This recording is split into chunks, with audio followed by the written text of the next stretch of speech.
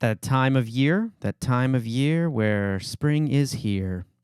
It's officially here. It really is because it was gorgeous out. I played hooky today and it got to be at the ballpark, which was really nice. There was a little college classic going on, so I got to see my team play. It was really nice. We lost, but I had a good time. Yeah, well, don't get used to it. It's Houston. Summer's coming. I know. It's kind of like Canada having summer, right? It's like that last 2 weeks before winter is here. Yeah, But there's a lot of good things happening in spring. We're going to get into some more rodeo talk, a little bit more, some pros and cons, and you're not going to want to miss a top 10 list of dangerous sports. Welcome to Neighbors Don't Knock, the show that brings you hilarious, unapologetic conversations only these neighbors can have. Join them and guests in their weekly mission to expand the neighborhood. Now, here's your hosts, Brian Chambers and Philip Goffrey. What's going on, all my delightfully delectable and something I couldn't find another D word. But how are you all, you neighbors out there? I can think of one, but I'm not going to say it on the show. Well, I was going to think of one too, but we started filtering now? I'm working really hard at it. I really am. Are we now filtering? I'm trying to strip that New England sailor's mouth out of my existence. It's not easy, by the way. I thought that was like an Irish Catholic thing, or just the Italian Catholic or whatever. The Italian it is. Irish Catholic, yeah, and they just swears nonstop. Yeah, I Are know. you So, well, we are happy to have you guys here today. Welcome to Neighbors Don't Knock. Brian Chambers with me as always. Yeah, I'm Philip Goffrey, and it is rodeo time still in Houston. So I donned the shirt again. Second recording in a row. Gotta wear the rodeo flags. The last one I still have to wear my Republic boot hats and my Texas, but I'm not going Pearl Snaps. I am sporting our little NDK. And anyone that is interested in getting some NDK info, hit us up. We'll see what we can do for you. I like the NDK. And a little shout out to Chris Conrad over at Republic Boots. Hey man, we're ready to come on whenever you want us live on your stage. So I know they're probably busy with all kinds of rodeo action going on right now, right? I can only imagine how many boot orders they have to rush to make it in time for the rodeo. And if you guys are wondering what we're talking about, go back and check out that episode. Republic Boot is a boot company here in Texas, in Houston specifically, and they make handmade boots as well as apparel, and they've been doing it for a long time. So check that episode out. It's a good one, yeah. And if you're watching YouTube, you can just clickety on the card right there. Make sure you follow, like, and subscribe to the podcast. And anyway, let's jump into it because this is our part 2. As promised, we were going to jump into a little bit more of the, I don't want to say Debbie Downer moments of the rodeo, but just a little bit more of the cautious type of things, that the not so bright and shiny, yay, it's all good that we talk about with the rodeo. I suppose it would be naive to think that if you shove 2 million people into one event over 20 days, that everything's going to be all roses and happy times. yeah, right. Well, first, I just want to let's jump into the finances of it, right? Because we talk about how great it is for Houston, but you have to look at all the things that come out of the woodworks when you do that. When you get 2 million people, or the city knows that they're getting that many people to come around, there's going to be that cash grab. There's going to be, do we start upping the charge of parking? Uber and Lyft and all the ride shares. Start peak hours and things start going up. Restaurants start charging more, or they, implement the reservation system where they're making you pay to make reservations. I've seen some restaurants that do that, not to hold your reservation, but to make it. I mean, there's just a lot of things, especially in a large city like Houston, where I feel like it becomes, it's like any major event, but it happens for us every year for this specifically. Not just every year, but for 20 plus days. 20 days does not include the cook-off, which is an additional, 3 days on top of that. So you're looking at 23, 24 days, and that's not including the setup, which starts happening weeks before the entire event kicks off. So, yeah, you're going to have a big cash grab. There's no doubt about that. You're going to have door charges going up. You're going to have, hey, what about like roaming performers that come in for cash grabs? I mean, talk about... hotel prices... fluctuate. I was thinking more along the lines of like the adult dance clubs. If you're a topless dancer, right? in general, all entertainment like across the board just in Houston, right? Because after midnight, everything's done at the rodeo. Carnival shuts down, everything, and now you have people that have come in specifically for the rodeo. They want to go out. They want to go do stuff. They want to go to the bars. They want to go to the strip clubs. I'm such an old man about this now, too, because I can see after midnight. After midnight's okay, but I've definitely You crossed... turn into a pumpkin again? No, but I've definitely crossed into that middle-age, old curmudgeon that's like nothing good happens after 2 a.m. So if you're not home by 2 a.m., rodeo or not... Ted Mosby said it well. Bad things are going to happen. So, I mean, it does have, there's a large economic impact. And this is a study back, pulled up from Houston Culture Map a few years back, that the economic impact, there's economic impact and activity impact. And so what you were talking about was activity impact. That's whatever from all the restaurants, the entertainment, things that are not with the rodeo, right? Well, $227 million it ranged roughly a couple years ago, so it might even be more now, from the economic impact of the rodeo. And direct spending was about $133 million or so, right? And this includes like hotels, food and beverages, entertainment, shopping, merchandise, horses, livestock, farm and ranch equipment, grand transportation, and event spending. So the fiscal impact was about $13 million. And direct jobs was about 3,600 jobs, and the total jobs supported in the greater Houston area was 5,100, a little over 5,100. Now, the total economic activity of a couple years ago for the rodeo was about $390 million. Direct spending, $243 million. And direct jobs was around the same, but the jobs supported in the greater Houston area went up to about almost 6,000. So you almost had 800 more jobs that were that came up from that. So I mean, it definitely helps the city of Houston. It's hard to look at it as a cash grab when there's such an impact on the activity around Houston. But at the same time, there's always somebody out there with their hand waiting for something. So, I mean, are you buying that? Obviously, in the large scheme of things, yes, I think that we look at this as an economic success, whether it's activity or direct impact, right, for the rodeo itself.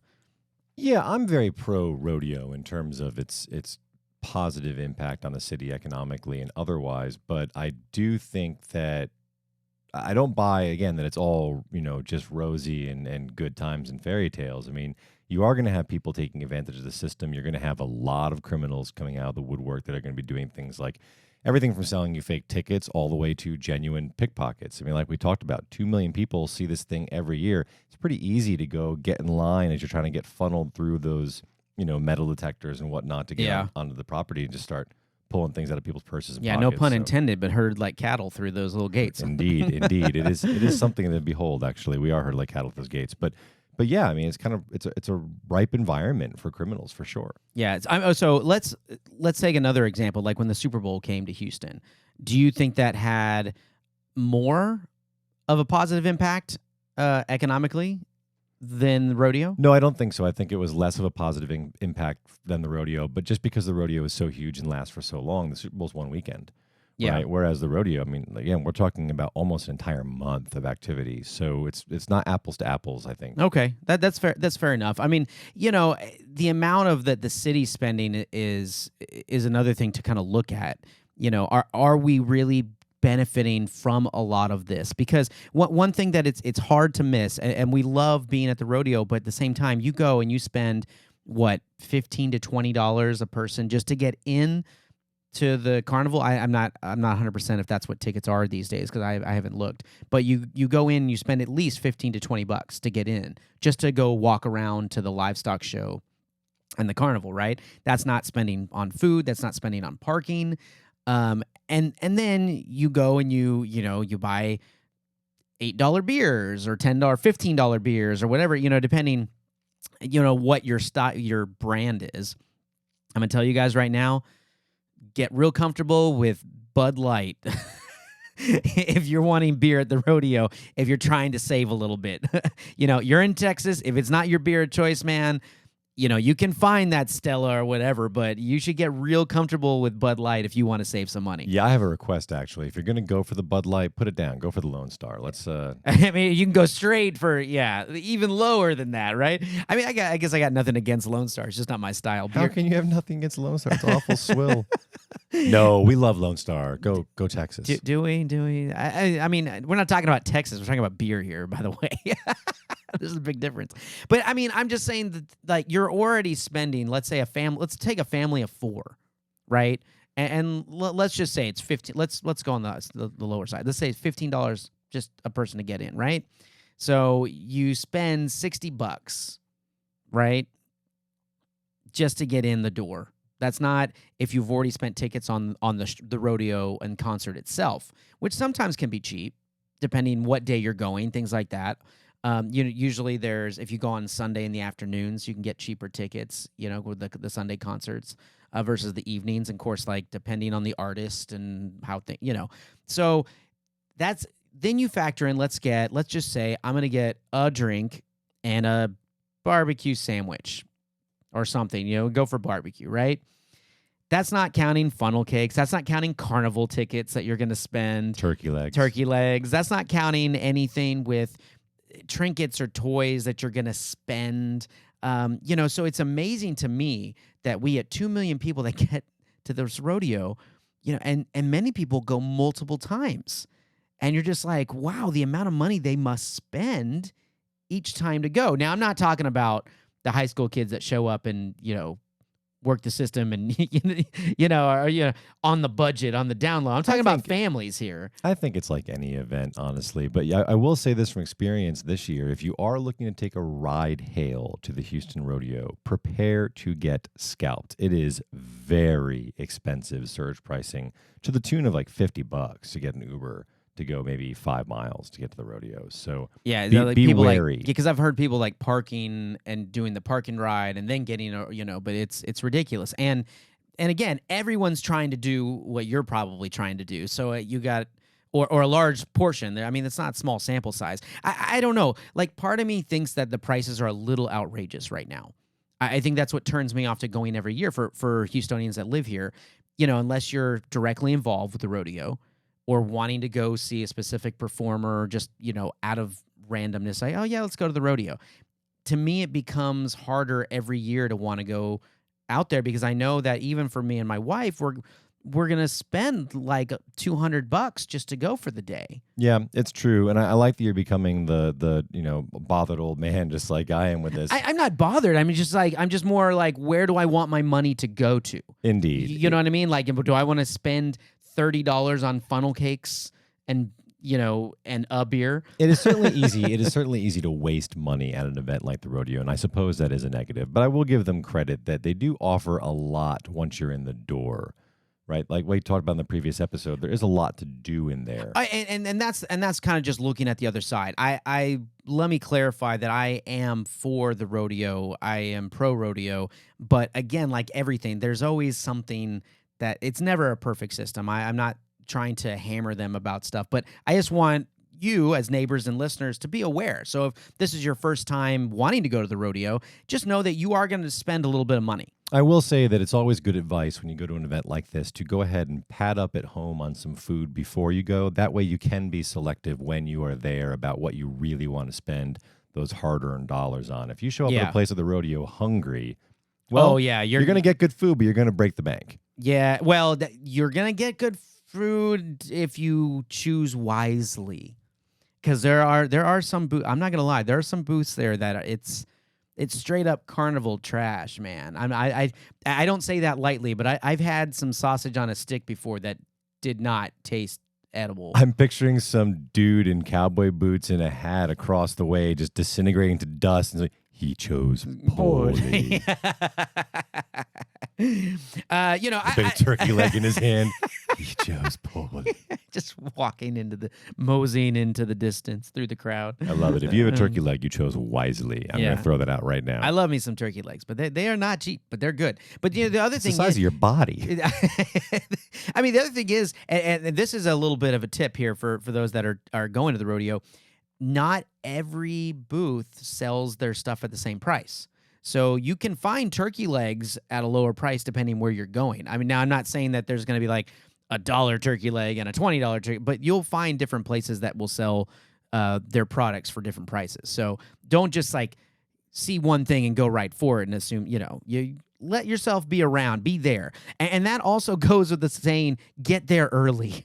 Indeed. Get there early. That's a big downside to the rodeo. Yeah. It is crowded, y'all. I mean, it is a seriously well-attended event. So you're going to have a long, long line to get in. There's going to be long lines for the food, and there's going to be long lines for the rides. So strap in, get there early. And I guess that is a big downside. You know me, I'm not huge on crowds. No, you got to be there because if crowded not, if you're showing up just for the concert, you're going to be waiting in lines or like pushing it, and that's the other thing too, depending whether you're just going for the concert or the actual rodeo, if you're in the carnival, it's easy to get in at the beginning of the rodeo, which is nice. And then you're there for the concert. But people that just show up for the concert, all of a sudden it's like 7:00 and they pile just pushing and I don't know, man. Yeah, it becomes a little less glamorous. I agree. This is another downside to the rodeo because of the nature of what it is and how many different things are on the grounds themselves. It's not like going to a regular sporting event or a regular concert where everyone is being funneled into a really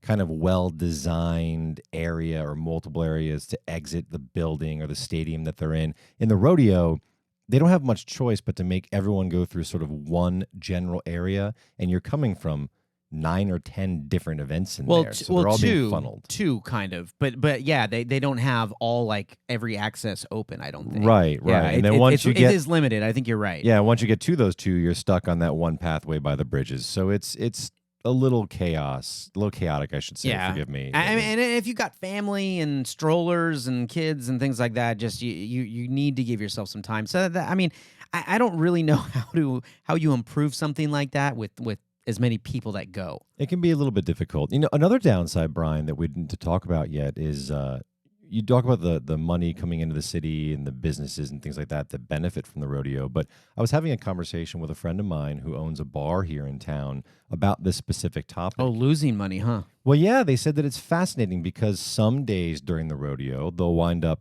pretty busy, but it's pretty busy with a bunch of people that have already had a few too many, so they can't really serve them that many anyway. They gotta cut them off, right, and get a little rowdy. But then other nights during the rodeo, they said on nights they're normally busy, they'll just be completely dead. So it can have a negative effect depending on what kind of establishment you are and depending on how close you are to NRG and all of these activities that are going on in the rodeo. Well, that's true, because if you're having to get there early and then travel, if you're coming in from, 20, 30 minutes away, right? Then by the time you get out and then travel, you're just like, oh yeah, my your God, local watering hole is not going to get your business that night. Exactly, right? So, or it'll be somewhere close, right? And that's the other thing that, that's why I was trying to talk about the activity and the direct impact of the rodeo. Like we see large numbers, and I think that's great, but you talk exactly what I was kind of hinting at, that other businesses don't get that, right? It hurts other business. And for what we talked, a long period of time. Yeah, for some of them it's a windfall, and for some of them it's a complete, death sentence. So. Yeah, exactly, right? And I mean, do you think that there's any way that because they can't lower their prices, but do you think that the rodeo itself, because obviously it wants to generate money for scholarship funds and things like that, but do you think that they should lower prices?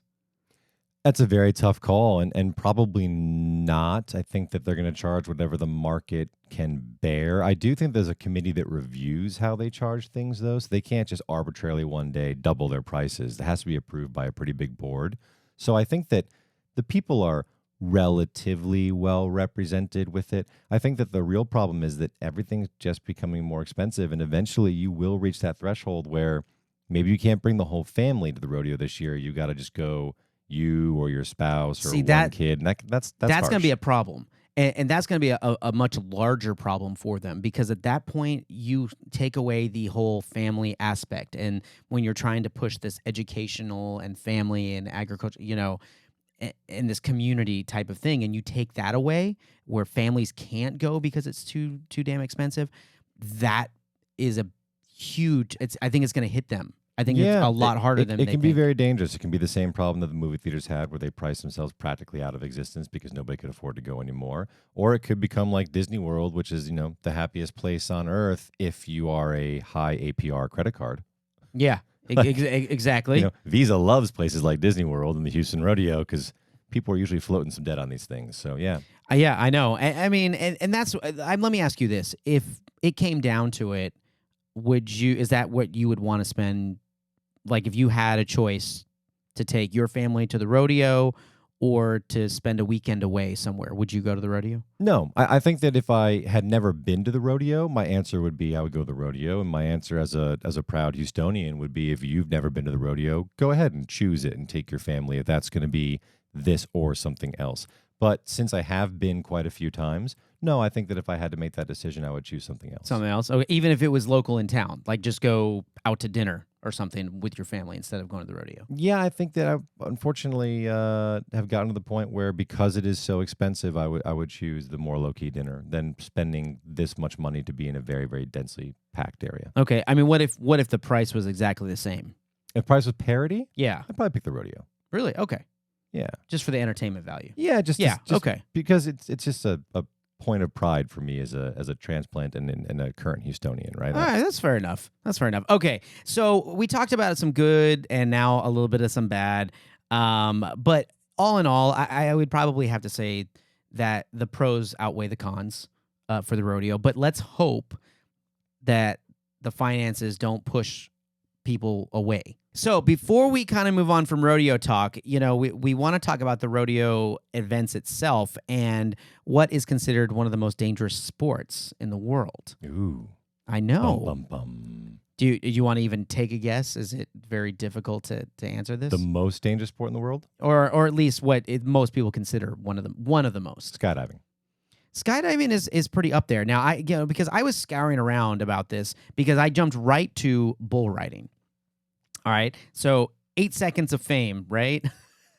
For a lifetime of possible pain. I mean, people have died bull riding because, you're strapping yourself on to a 2,000+ pound animal that's angry, most likely angry that you are on its back. I mean, and then you're trying to hang on and, what do you think he's going to do if, you fall off? You think he's just going to be like, nice ride, dude, and then walk away? No, he may try to gouge you with his horns. I like the way you introduced that, though, because I'm pretty sure I'm one Google search away from showing you that people have died playing, like, ping pong, right? So to make the statement, like, people have died bull riding, like, you think? Yeah. Well, I found it very fascinating. It wasn't until, like, the 90s when they started implementing the vests that they had to wear and the helmets. Yeah. So and now I think it's almost a requirement if you're born after 1995. I think you are required to wear the helmet. Oh, that's interesting. So the older people.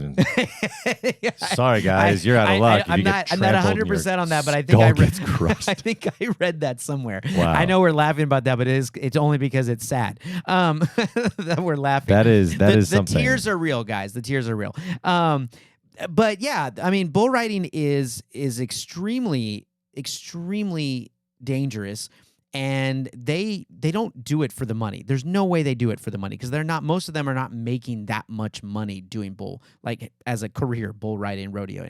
I mean, you have knee problems, back problems, a lot of times it's face injuries, which is probably why the helmets became the issue. Are implemented, right? Because you're getting whacked around your face, you get slammed against things, you get dragged on the ground. I mean, there's a lot of things that can go wrong, especially when you're dealing with a 2,000+ pound animal. Yeah, and if I ever tried that sport, I guarantee you all of those things that can go wrong would, because I would not be a good bull rider. Yeah. Now, I looked at several different things online, and I was searching around trying to see if there's one close or there's a couple of sports that are consistently up there as the most dangerous, because it's all subjective, right? Everything you do can be dangerous. I mean, and just so I can put this out there, I found this one humorous, actually. And I found this one. It was an accident. It was a GJEL Accident Attorneys. So gjel.com. We can probably put money on the fact that they would know.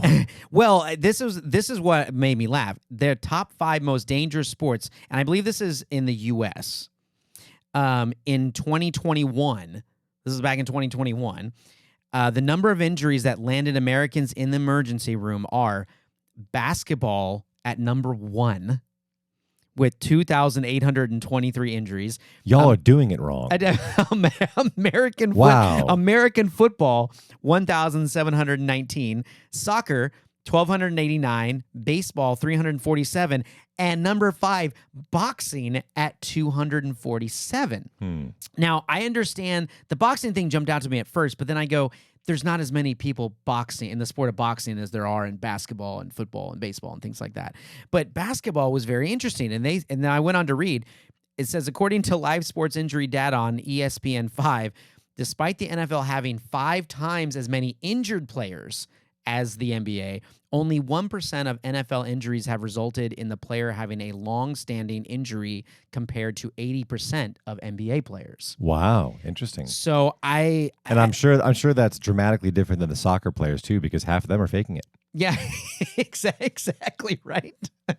They're all. I fell over. I fell over again. They're training for their next career as an actor. Yeah, for the Oscars or whatever. I love that. So I'm not doubting that there's long-term injury in athletic sports and professional sports in any, but I still find it funny that because of that and more people that play basketball, and of course the amount of games that are played, you have an 82-game season versus 17 games in the football, right? It is a little different. You know what I mean? So, I mean, I kind of chuckle at that a little bit. I mean, sorry, basketball players, not to give you plight and say that your sport is not the most dangerous. No, you're doing it wrong. Yeah, it's not the most dangerous. That injury rate is absurd. There's something going way wrong here. Now, I'm not going to say that your injuries are not warranted, but at the same time, there are other dangerous sports than basketball. Okay, so I found several different sites or places that are closer to what I would consider the top 10 most dangerous sports. This was on playersbio.com. Number 10, the luge. 9, big wave surfing. Oh, yeah, that makes sense. Yeah, I mean, water's powerful, man. That you don't know how that. I mean, you can't control that. So a lot of variables in that. Surf's up, dude. 8, helicopter skiing. 7, boxing. 6, racing.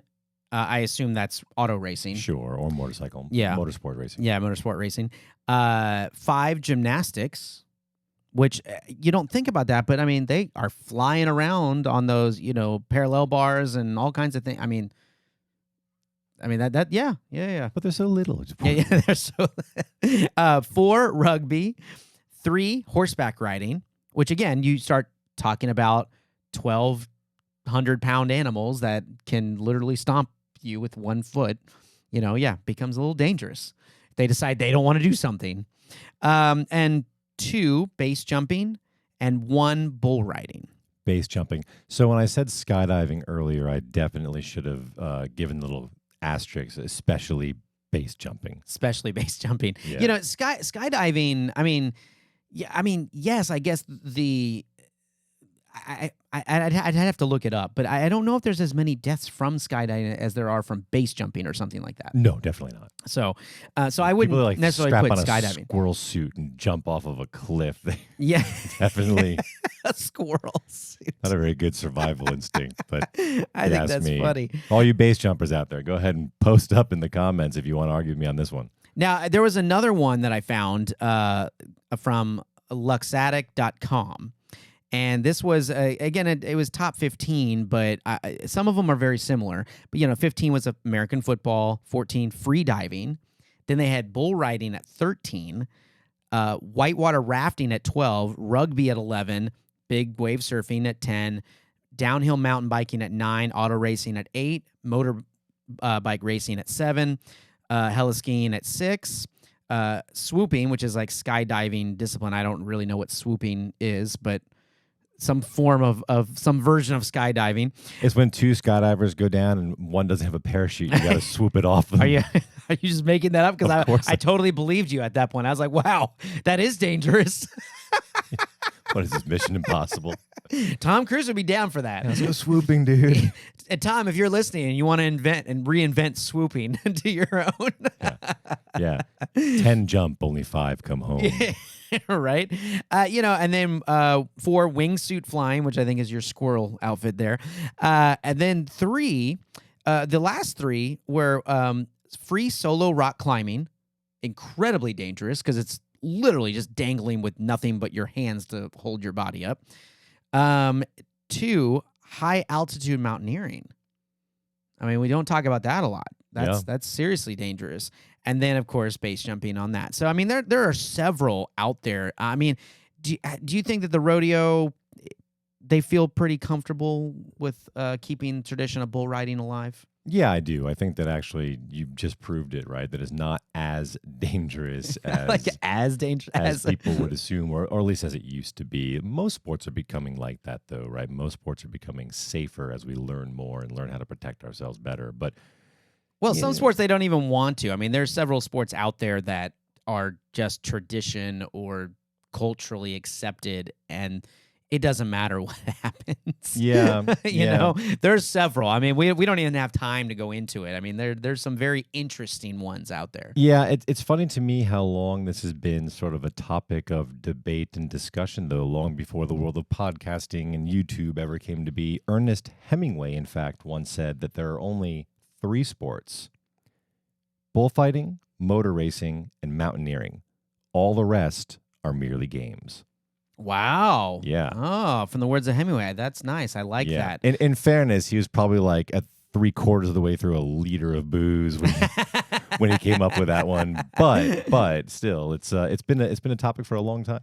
Well, what do you guys think? How would you rank bull riding and the events at the rodeo in your top 10? Or do you have a different top 10 of most dangerous sports? Or do you know a sport that is extremely dangerous that we couldn't even imagine that it exists? Let us know. Better yet, if you know of a sport or if you played a sport that shouldn't be dangerous at all, yet somehow miraculously you or someone else unfortunately became injured, I'd love to know about those tragic ping pong accidents. I was actually a little ping pong. Well, give me a break. You know, I was actually going to say I was sad that water polo wasn't. I didn't find water polo on the top 15 list.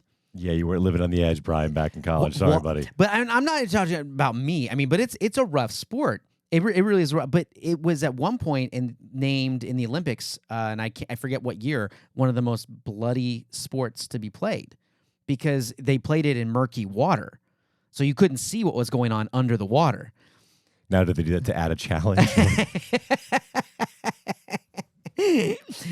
Right, mate. That's a little bit too easy. Let's just throw some tea bags in there. I don't think they had these nicer pools with these, we're going to chlorinate it or whatever, underwater cameras to watch what's going on. Neighbors Don't Knock is produced by C&G Communications. C&G specializes in small batch voiceover and video production for commercial media, podcasting, radio, and more. Combining years of experience in podcasting, acting, and sales, C&G offers big media products at small business prices. That's right. To learn more, visit their Facebook page or email them directly at admin@cngcommunications.com. But anyway, we think that the rodeo is great. There's definitely some things to watch out for, whether it be the pickpockets of your wallet or what you're spending. But do give these cowboys and people that are participating some love because it is dangerous what they do, whether they're steer wrestling or calf roping or bull riding. I mean, it really is. But let us know what you think. Yeah, and if you happen to be on a farm and have a bull, do not try this at home. With that being said, it's time for our neighbor tweets.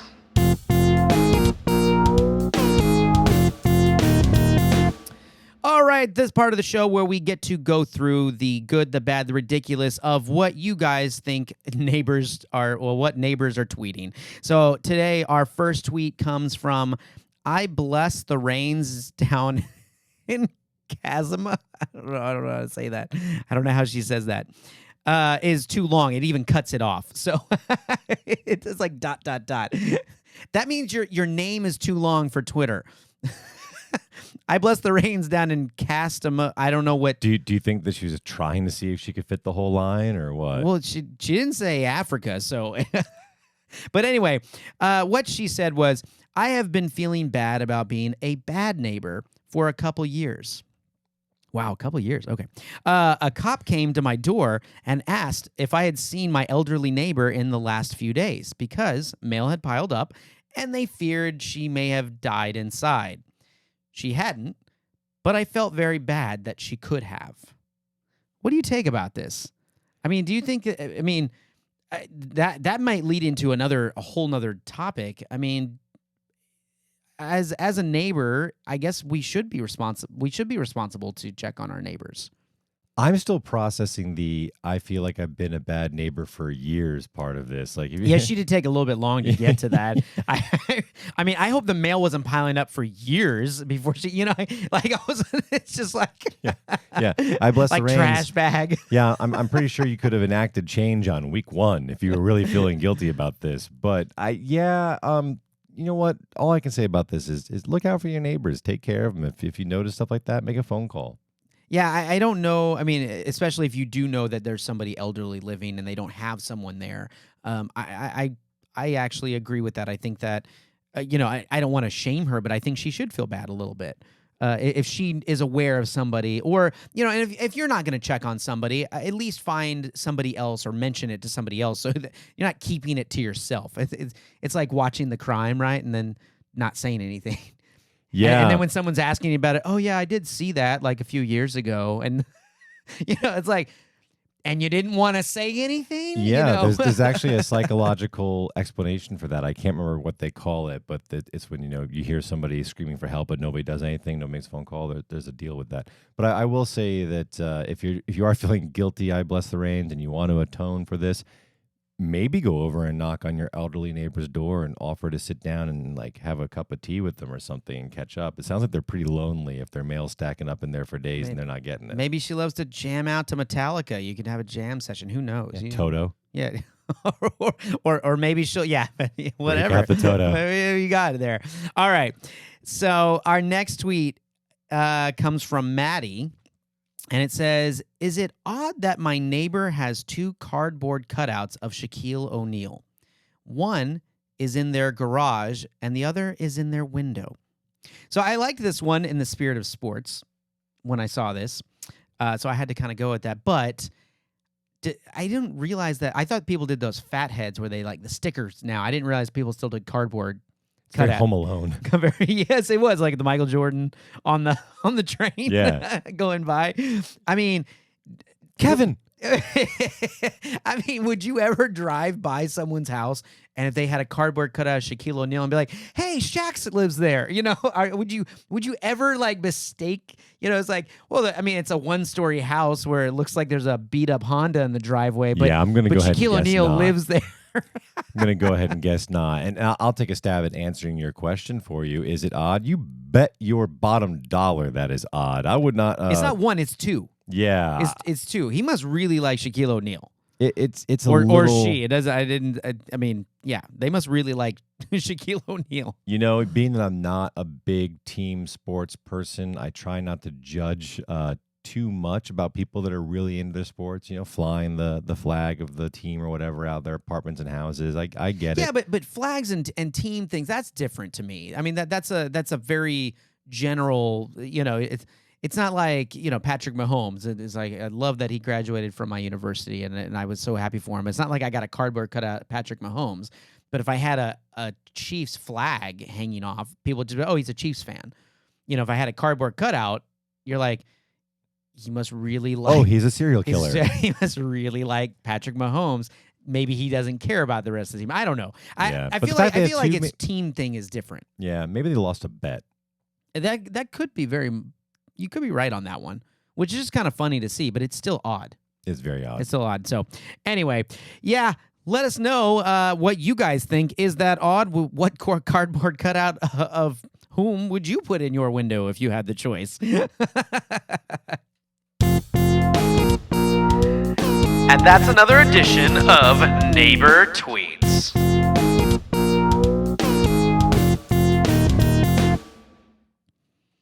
All right. So, yeah, Philip, I think we have exhausted this one enough. We had some good tweets, we had some good fun, and we gave some good advice for the rodeo. I think so too, Brian. Thank you for stopping by. And honestly, now that we've gone through 2 episodes of the rodeo, the pros and the cons, I will say, if you haven't done it, go do it. It's a pretty wild deal to see. Yeah, absolutely. I am 100% with you.